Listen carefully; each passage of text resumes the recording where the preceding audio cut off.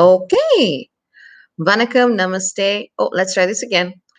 Is it on? Is it live? Is it working? Yes, it's working. Here we go. Vanakkam, namaste, and blessings to everyone. This is Dr. Bhairavi Balasubramanian, PhD, the Sky Priestess. So I looked into what was going on yesterday with YouTube and whatnot, and basically it needed me to install Chrome. Gah. But anyway, so hopefully this time you're going to get the notification of the live stream and you're going to have access to it.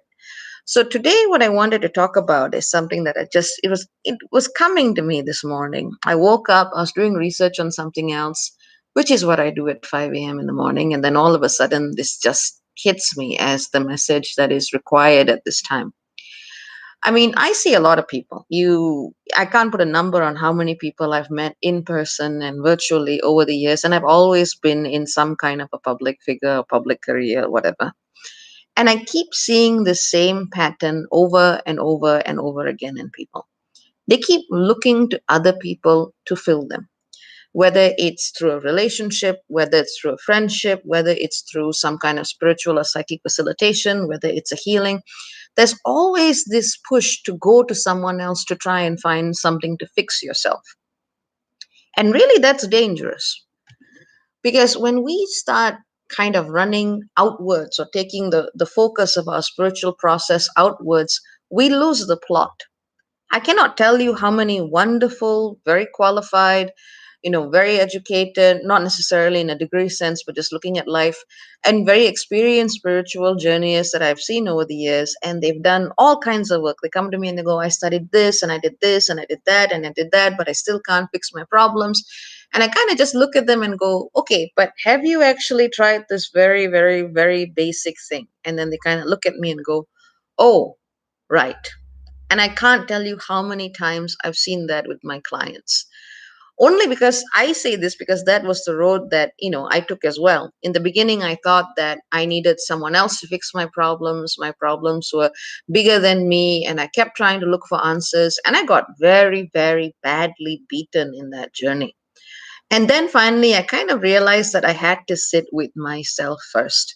And no matter how difficult things were, and there are a lot of challenges in my life, there always have been, when actually took the time to just accept where I was first before trying to go and outsource problem solution to somebody else, it was actually a much better experience overall.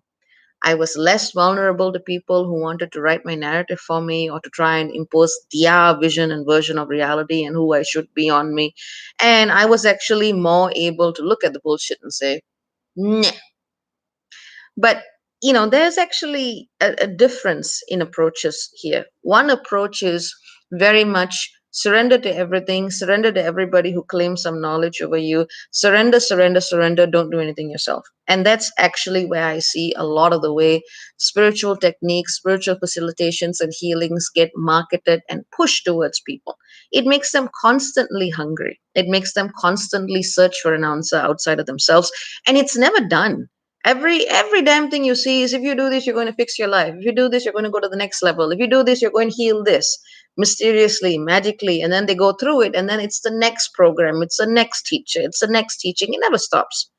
And that's very different from saying that life is a continuing exercise in learning. But it's like one is an exercise in learning that can come from a place of self love and self acceptance, which doesn't feel so desperate. And the other is basically just this mad rush, this desperate mad rush to fulfill some weird spiritual ideal that has been pushed to you as the thing that you need to aspire towards. And you know what I'm talking about. You see this everywhere. I would call this an epidemic of oversaturated spiritual facilitation. And that's one of the reasons why I don't try to, when I work with a client, I tell them don't come back for 6 months. If it's a very, very, very intense case, I might suggest a check in after 3 months. But in most scenarios, if someone asks me when should I come back next, I'd be like 6 months, in some cases, maybe a year or two, because that's literally what I feel a person actually needs if you're looking at a very, very potent and very, very intense type of guidance. Sometimes I get people who want me to fix all their problems in a session, and they'll book 1.5 hours with me. And I'll be like, Nope, all you get is 15 minutes. Here's the refund for the rest of the time. Our work is done. Come back in 6 months, which tends to puzzle them, but that's the way I work. It's about looking at what a person can handle at that time that actually supports their organic process of inner knowing, of inner awareness and inner awakening, rather than trying to push and impose and transport them into a different space of being that's not who they actually are at that moment. I mean, there's this race towards we need to ascend, we need to become this, we need to become that. And the moment you make it a race, the moment you make it as a goal that is beyond yourself, you're already away from what actually matters. See, what people forget is when they are on the process of trying to clear karma, trying to become aware and awake and ascended and evolved, what they forget is when you actually finish your lessons, you don't have any business being here. It will take a profound psychic or spiritual or collective arrangement to keep someone on the planet who does not have the karma to stay here. People don't tell you that. And if they did, maybe people would feel less desperate in the need to clear and cleanse and dissolve. Because literally, karma is also what keeps us on this planet. So, if whatever you're doing, look at it in terms of what is actually good and what is actually healthy for you, in terms, not just in terms of this grandiose ideal of spiritual perspection, but what you're actually doing here as a human being. And that brings me to the other extreme. There's another school of thought that would say everything is what you manifested. If things are shit, it's your fault. It's a collective's fault. You don't have anybody to blame but yourself. And that's also cruel and unnecessary. And I see this a lot as well, especially with people who are like, yes, the universe is within me. And I can look at them and go, okay, Mr. or Mrs. or Miss Universe is within you, or different pronoun. Can you make a planet move with your mind? No, I didn't think so. When you look at it from that extreme, you actually then shut off the doors of guidance that you can get from someone who may actually be qualified to help you, or someone who simply walked that road so they understand what you're going through. When you try to, make it a very solipsistic experience, you don't get brownie points. The universe isn't ticking boxes to say, yes, you did this all by yourself, pat on the head. What you basically do is you also take on board responsibility for things that are really not your responsibility.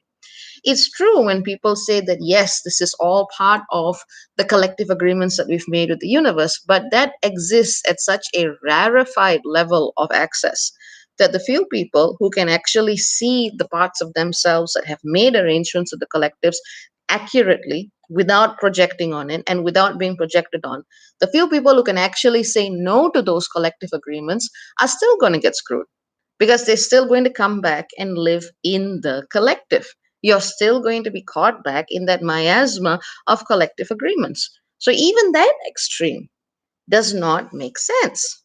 So what's really, I would say, I don't want to use the word ideal, but what has made the most sense to me in my journey, and what I also recommend for my clients, or anyone who's working with anybody for spiritual facilitation, is look at the middle point.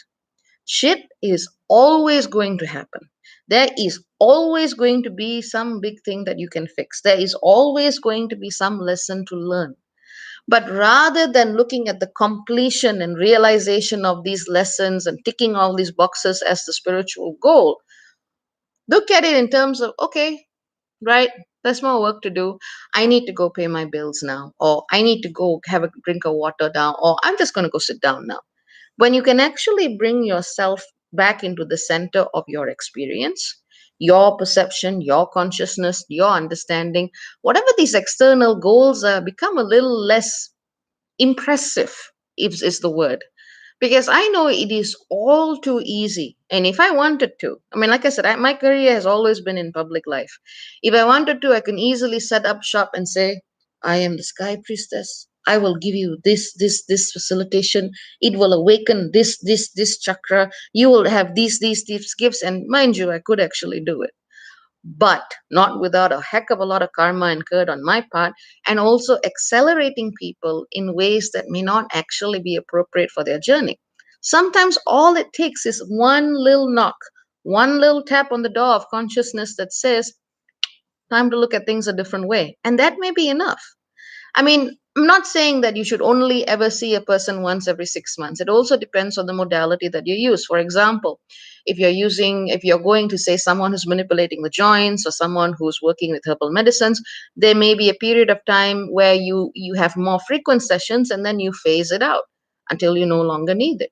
So it really depends on the modality. But there needs to be a phase where you're not looking for the next facilitation. You're not looking for the next great guidance. You're not looking for the next great teaching, and you're just okay with yourself.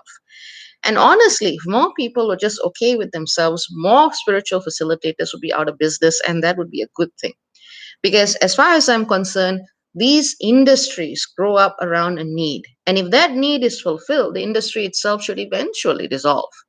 That would be the ideal thing where people kind of went, okay, maybe I might need a little touch up now, and I'll continue walking on my path and walking on my journey. And that would be the ideal, I would say. But that's not going to happen anytime soon because people have already been collectively, attuned to looking at the spiritual journey and the journey with facilitators as something that's, I got to do this, I got to get this done, I got to go to the next level. It's become like a video game. But with a video game, it comes to an end. This is life. It doesn't work that way. So it's healthier for everyone if you can just take a step back and look at what does this mean for you as an individual. Now, for individuals who are going through extreme trauma, and this is where, it's not so much a case of spiritual facilitation, it's a space where you need to heal first. If you're in the space of raw woundedness, raw pain, you're crying all over the place, you want to do horrible things to yourself the moment you're left alone in a room, that is really not when you want to do very, very intense work. You want something gentle at that time. Learn to respect those spaces, learn to respect those times, because people have really gotten addicted to intensity. It's not, I wouldn't say it's not their fault, but part of it is the way society has made intensity this sexy thing. Shadow work is this sexy thing.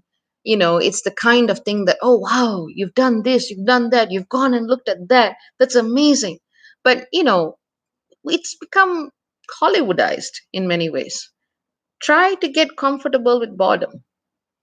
Try to get comfortable with an existence that doesn't require intense experiences all of the time. It's like what they say, chop wood, carry water. If you're talking about what spirituality was a very, very, very long time ago, that was one of the best ideals you could come to. It's like you go up the mountaintop, look at it, say cool, and then continue walking down the mountaintop to get to your house as you're carrying back the firewood. Whatever you're doing, it just needs to come back to that sense of simplicity. Now, if it's not spiritual facilitation, people then try to fill themselves with information. And on paper, that sounds nice, but in practice, the more and more and more people get bombarded by other people's ideas, other people's words, other people's theories about what's happening with the world, the less room they actually have for themselves. And that too is unhealthy. I'm not saying that, you should put yourself on a pedestal where only your view on the world has merit. I have a lot of theories about the universe, but I don't waste my time sharing it with you or other people because those are my theories, and talking about them is not actually going to help me or you improve the quality of our lives. So, no, thank you.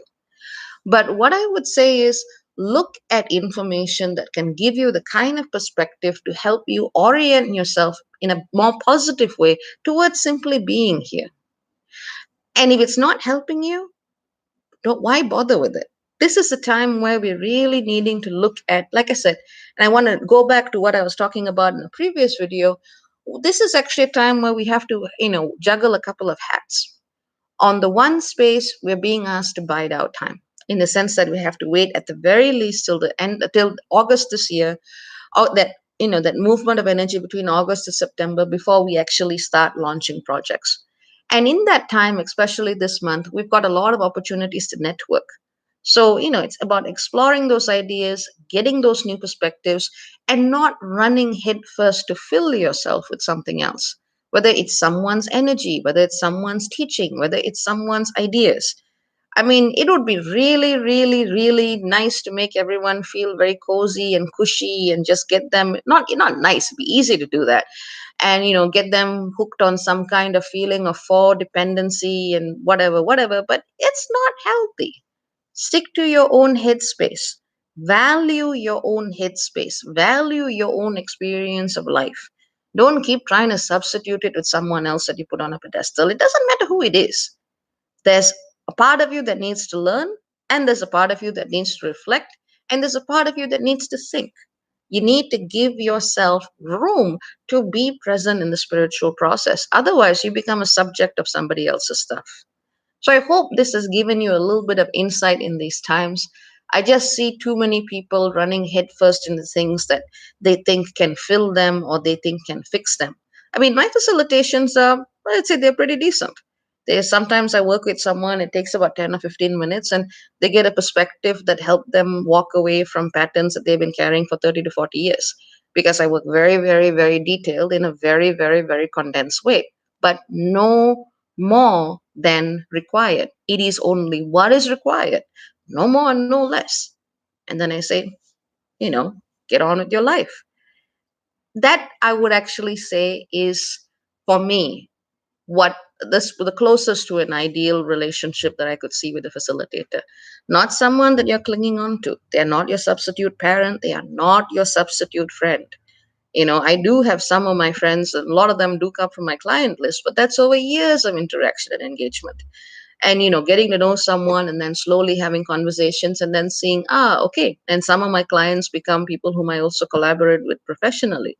But it's not an immediate overlap. Just because I'm talking to you does not mean that I'm supposed to fill your energy. And the same applies to everyone that you work with. Someone has just written the word spiritual autonomy, and that's exactly it. I remember a video I did some time back on the difference between autonomy and spirituality, and thank you for that reminder. It is about remembering that you are here to have an experience. It does not matter if you don't become a guru. I have no intention of being a guru personally. It does not matter if you don't open your third eye, if you don't raise your kundalini, if you don't see ghosts, if you don't do this, if you don't do that. That's not why you are here. You're here to have an experience here. So stay with that experience. And as long as you can remember that in a way that doesn't fall into hubris and that doesn't fall into over dependency, then you are far more likely to have a healthy relationship with spiritual facilitators and facilitations. A lot of people will not talk about this because, in their very short term view of a commercial spiritual business model, whatever that is, this is bad for business. But you know what? If your focus is business, you shouldn't be doing this job because this impacts a person's karma, it impacts your karma, it impacts lives in very, very deep and powerful ways. So, especially if you're thinking about working with me, if you want me to be a battery for your life, please run away. It's not going to be a fun experience for you. It is just a small facilitation that helps you reorient yourself back to you. And that is all it needs to be. So that's what I have to say this time around. I hope that the message reaches where it needs to reach. Remember, you are here to be you. That's it. Take care. Very many blessings. Lots of love to you all. And hopefully, this uploads the way it needs to. Cha cha for now. Bye bye.